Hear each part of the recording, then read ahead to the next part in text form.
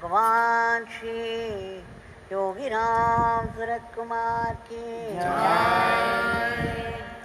Sarvam Yogi Ramsuratkumar Arpanamastu.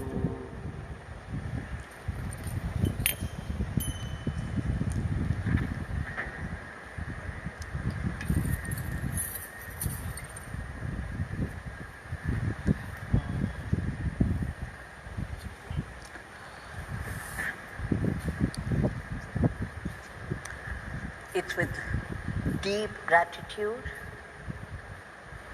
that we have submitted the powerful Nama Sankirtan at the feet of Bhagwan, because we got one more chance to sing his name in his shrine.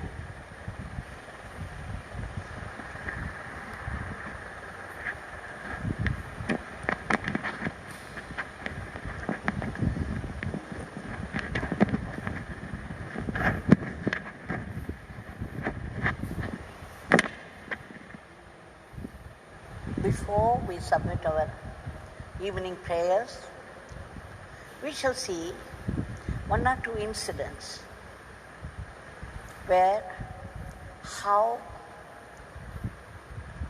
once again any adversity becomes a great blessing to his devotees. How Bhagwan once said that the poison,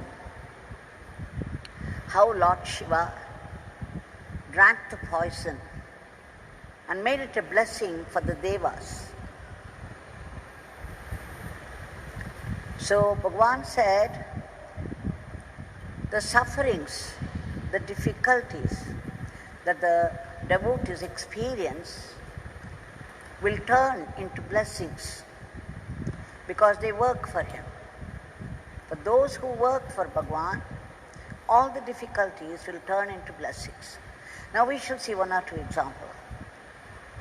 A lady devotee had come a few years back.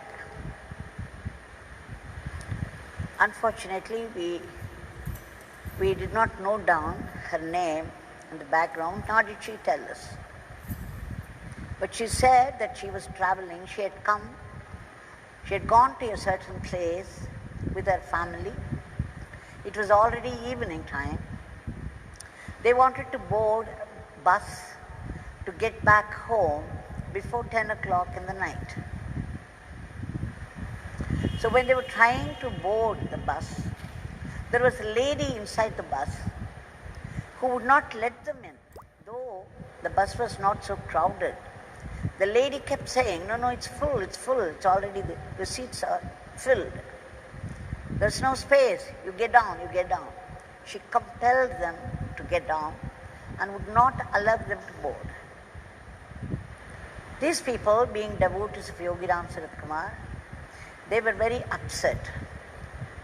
They were thinking, we have been chanting the name Yogi Ramsuratkumar, we have been praying to Bhagwan. Despite all that, this is the bus that would be appropriate for them to reach before 10 o'clock. But then this lady, who is this lady? Why wouldn't she allow them? The bus seemed to be less crowded, but she kept saying, it's all full, you can't get it. And she would not allow them to board. So finally, in frustration, they gave up attempting, stayed back, but they knew if they had to wait for one more bus, when they reach their home, it would be past midnight, well past midnight. But then they had no choice. So they waited. And it was quite some time, maybe an hour before they got the next bus. Anyway, they had no choice, they boarded the bus. So as they were going on the road, they found, to their dismay and shock, the previous bus met with an accident and there were bodies scattered around. Small crowds had collected and there was much wailing and moaning, and the policemen around. To their horror, they saw this accident and they knew instantly what they thought was an adversity, that Bhagwan, why wouldn't Bhagwan allow them to board that bus? Now they knew why. That what they thought was a negative happening to them turned out to be a great blessing, because they were to go by that bus. And the lady very insistently would not allow them to board. The lady could have been Bhagwan himself, knowing what was going to be the fate of the bus. And then they thanked heartily their Bhagwan, our Bhagwan, Yogi Ramsuratkumar, and felt very bad they did not know better when they found fault with him. And again, after some time, there was a man, he did not want to reveal his identity because he belonged to a political party. He was very close to the chairman. It was a city with a big municipality, and he was working in that municipal office in a certain capacity and very close to the chairman. There was some politics. He got transferred from the city to a far off village where there were no facilities available at all, even for his food. But then he had no choice. He went and joined there. He could not take his family also because it was too far away and there were no facilities.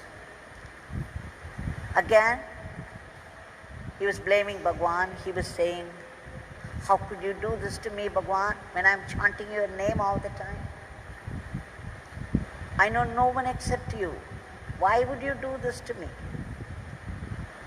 So he went on lamenting. He went on complaining. In any case, he just went ahead with his work.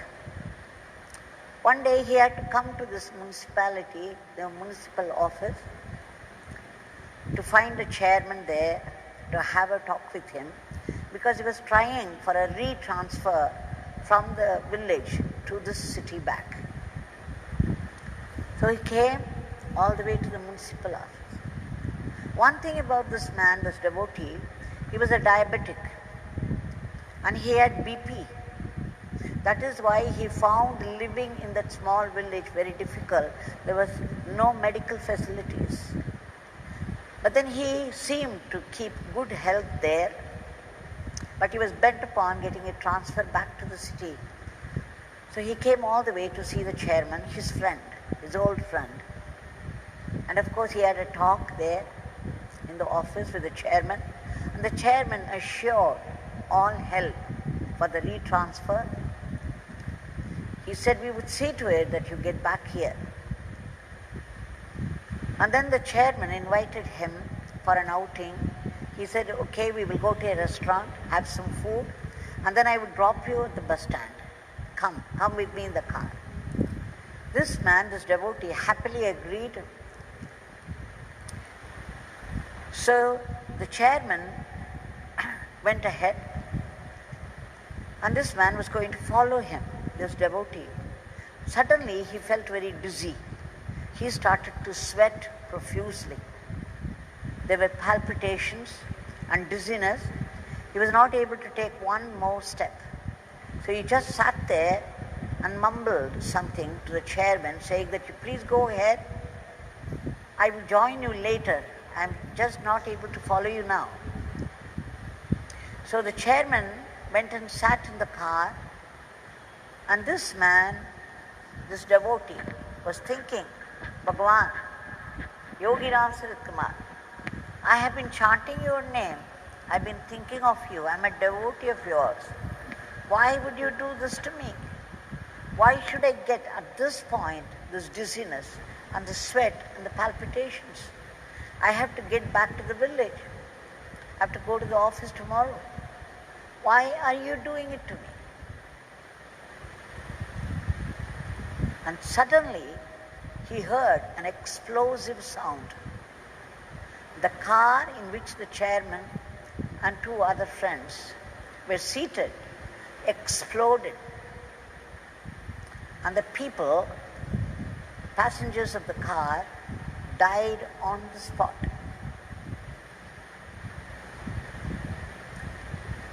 He was shocked, and then he knew instantly why Yogi Ramsuratkumar did that to him. Because he kept on asking, why should this happen to me?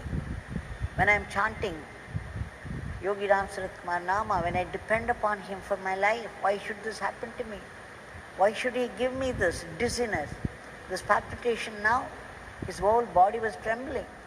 He was unable to take one step at it. Now he knew what a blessing it was that he was saved from a certain violent death. So in both the cases, in both their lives, that ladies and these devotees, we see how an adversity, what seemed to be an adversity, turned into a huge life-saving blessing.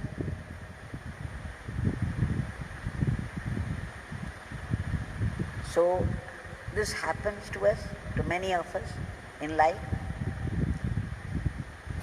If not an attempt on life, if not death, something else, some blows the life keeps giving.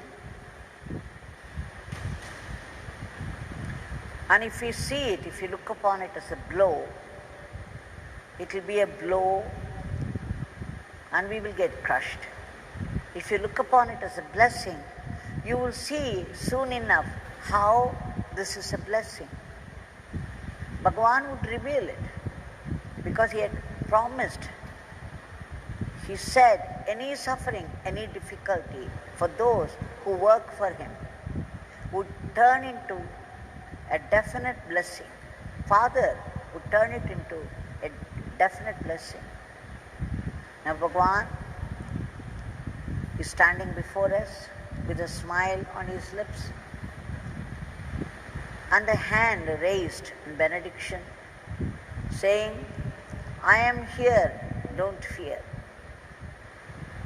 Whatever suffering, whatever difficulties you go through, you take my name, I shall protect you. I shall guide you. My Father would rush help to you. So we shall now offer our prayers at the lotus feet of our Bhagwan